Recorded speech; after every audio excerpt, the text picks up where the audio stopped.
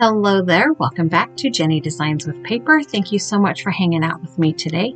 I'm working on another Mission Inspiration art journal page, so get comfy and let's get crafty.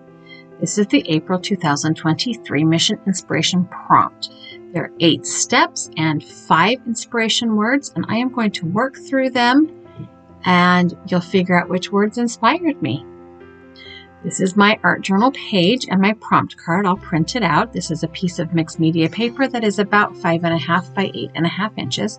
And the first step in our list of ingredients is to glue paper strips or washi tape. Now I have an entire drawer of washi tape, as most of us paper crafters do. And I have pulled out a few rolls of washi tape that have to do with kind of a travel-y theme. So there's one word, travel. This extra wide roll of washi tape, it has a map printed on it. And if I can ever get it rolled or peeled off the roll, I'm going to tear myself a piece that is, 5 or 6 inches long. And then I'm going to adhere it down to my page. One thing I should say is that this video was long. It was about an hour's worth of footage. So I have sped up a lot of things. And I know that when I first started art journaling and card making and I was watching YouTube videos, I felt like I could never do things as fast as other people were. So keep that in mind. This is sped up. Sometimes it's sped up 4 times. Sometimes it's sped up 3 times. But it is a fast motion because this part is a little bit repetitive, right? So I tore that map washi tape into 3 or 4 sections and laid it horizontally across the page. I picked out that one that looked like it had tickets on it and laid it vertically. Now I'm using a couple of rolls from Tim Holtz. One is also tickets and one is, I think it's map fragments again. And I'm laying them both horizontally and vertically just to create kind of a couple of sections of washi tape. Now they are overlapping the page and it is stuck down to my craft mat. I'm just going to leave it that way for a few minutes because the next step in our list of ingredients is to cover it with a layer of paint or gesso. So I have pulled out my tub of gesso and it does need to be stirred. It's getting old, it has separated, it's getting kind of thick. So I'm going to stir this with my palette knife and put a couple of knifefuls on my craft mat there. And I will be adding water to thin it out, as well as a little bit of color. So I've got a cup of clean water here and I'm just adding the water with the paintbrush, cleaning a little more gesso off that palette knife. Gesso does dry back, so even when you think you've got things covered and it's super opaque, it will become a little bit more translucent as it dries, and things will start to pop back through. Now, I have pulled out a Distress Oxide spray, and I'm just adding a couple of drops of that after I shook it up really well. It does separate, and you have to shake it up until it's all mixed back together. But I added a couple of drops of that peeled paint, green Distress Oxide spray, onto my craft mat to tint the gesso. I didn't want it to be bright white because this is kind of an antique style page. I felt like I needed a little more water, so I stuck my paintbrush back in the water cup and grabbed some more. And then I'm just going to zoom fast forward through adding the gesso, and you can see that even with the paint and the water, it looks like it's going to be very opaque. And then it dries, and some parts of the washi tape didn't cover really well, even because they have that kind of waxy coating. So I did dry that with my heat tool, and we're going to move on to step 3, which is to add paper or fabric shapes.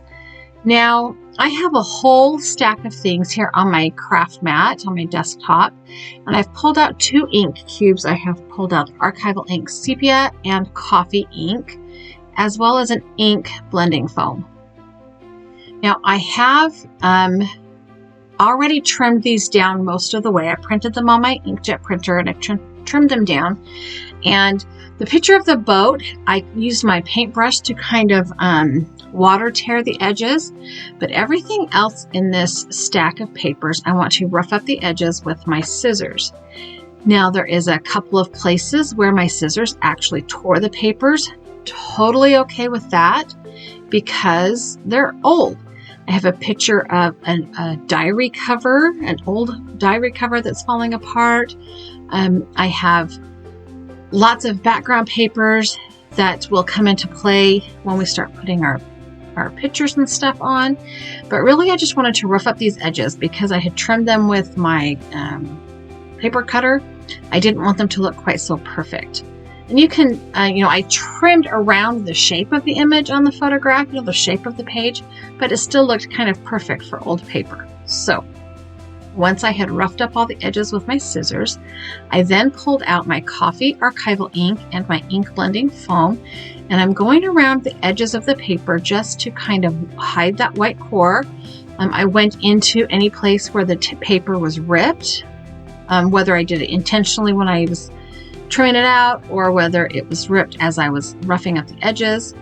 I'm just going around all the edges to hide that white paper. This paper here is not, it has been lightened. It's not antique because it is a marriage log. So I'm taking that coffee archival ink and very lightly going over the whole top of both pages of this marriage record. So I have printed this marriage record twice, once large, like the whole size of my art journal, and once a little bit smaller. For this diary, I'm going around the edges with the sepia ink because the cover of the diary was kind of a sepia color. And this is the smaller version of that marriage record, the book at the government office that recorded all of the marriages in. And this is just a picture of Hans and Kristen. And you will learn a little bit more about them in a minute. And this is just a picture of a steamboat because I needed a steamboat. All right, so step 4 is to add doodles or scribbles. Oh, wait, sorry, we have to go back to step 3. I have to add paper or fabric shapes. So I have these two sets of papers.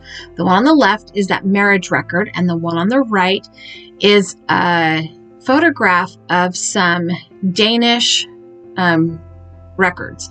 Like you can make out one where it looks like it might be an official record, like there's a seal in the middle of both pages, so they might be official records, but they're definitely not in English.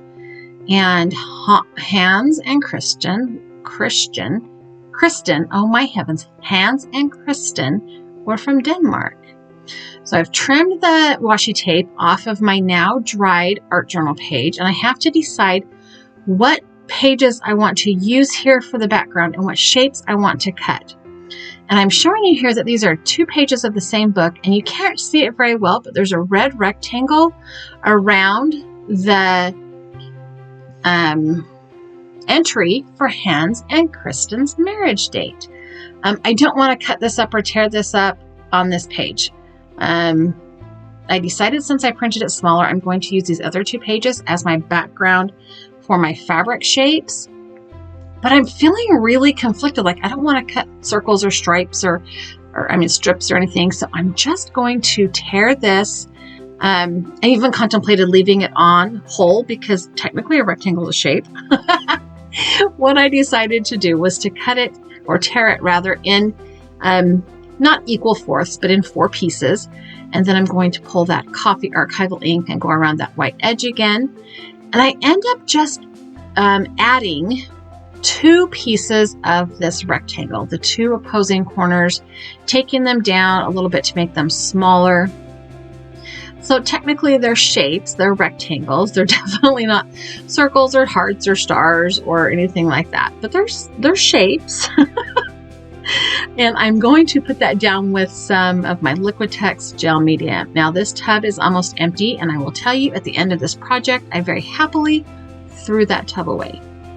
I keep tipping over my paper and dumping it off. I think that my archival ink pad, either that or my foam, it's probably my foam blender, is starting to lose little nubby pieces. So I probably need to replace that.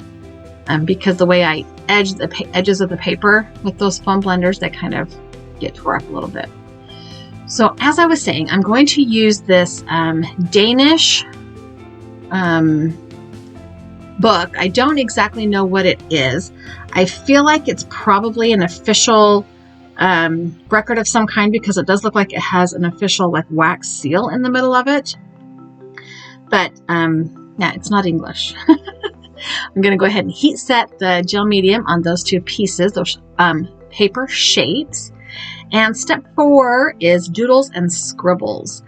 Now, most of my doodles and scribbles 100% are covered up. You won't see them in the end. And I wasn't sure exactly what I wanted to do. So the first thing I did was pull out my Faber-Castell Pitt, oh my goodness, words are hard, Pitt pens. And I grabbed the brown pen, and I've got a almost dry baby wipe off to my right hand side. And I'm going to trace the outline of some of these pieces of washi tape that are under the gesso, and then just kind of blend that brown India ink back out. So India ink is a permanent ink. I probably say this in every video. It is a permanent ink that is blendable on a non-porous surface for just a few seconds. And also Faber-Castell pens tend to be color fast. So if you're doing an art piece that you want to color, those would be an excellent medium. Another way I'm adding doodles and scribbles is I have this very old stamp set that has this, well, it's probably supposed to be like a coffee ring, like if you set your cup down on a piece of paper.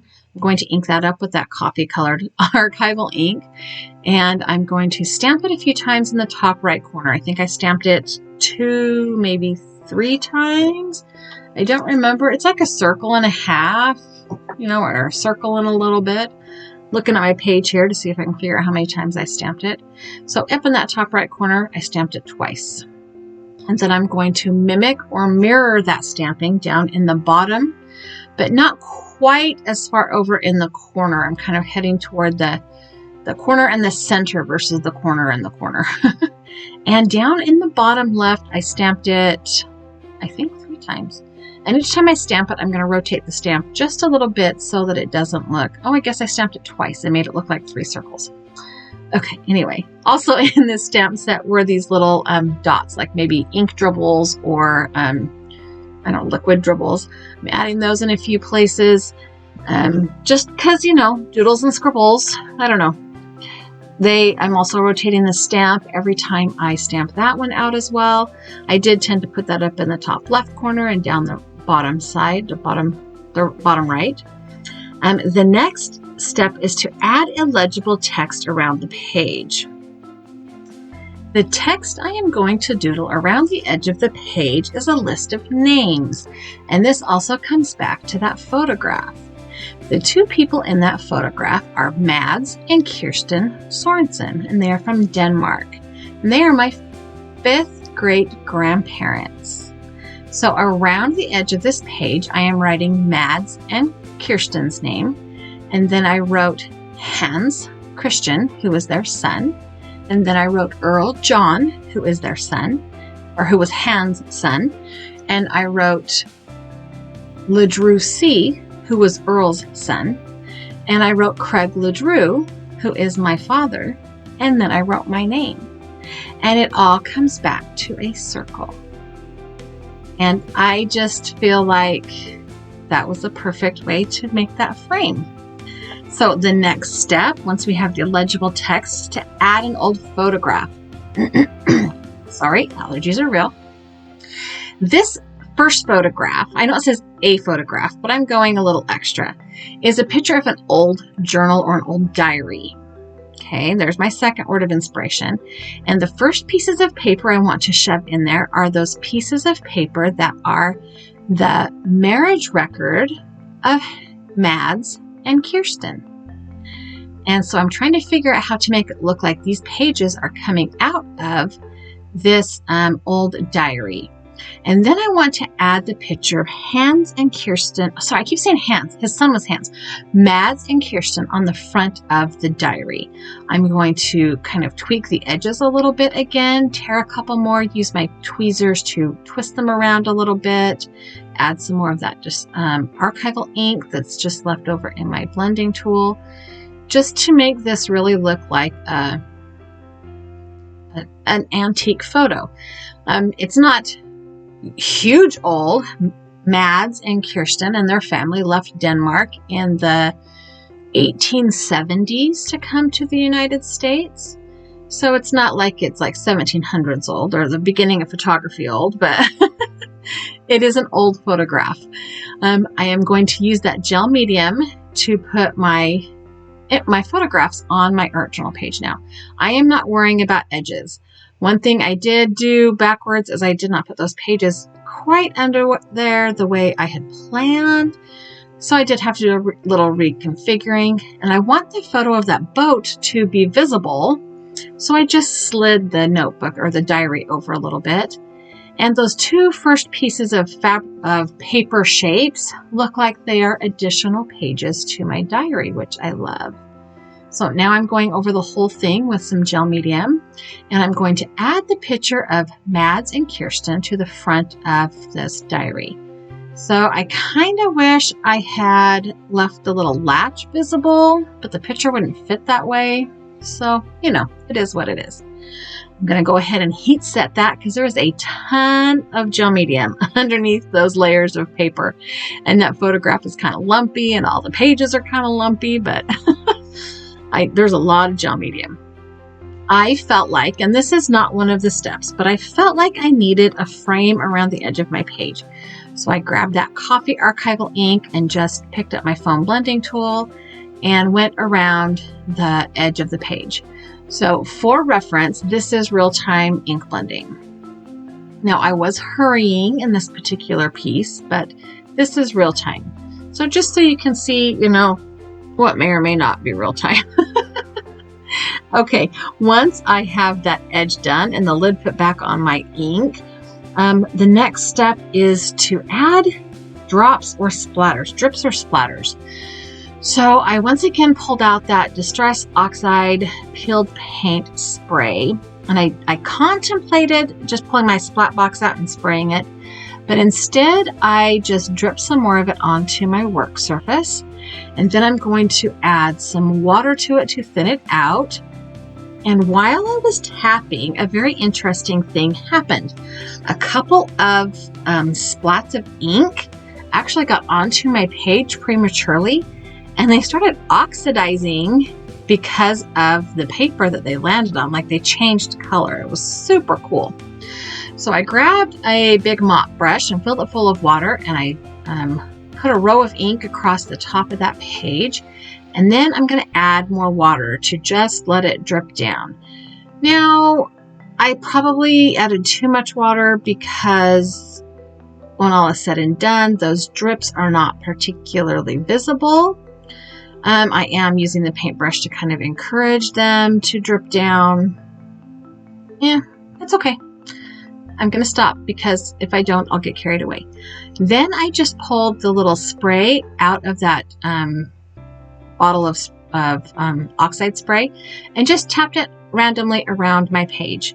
And I noticed that when it hit the archival ink, it kind of almost instantly started to change color. So that was kind of interesting.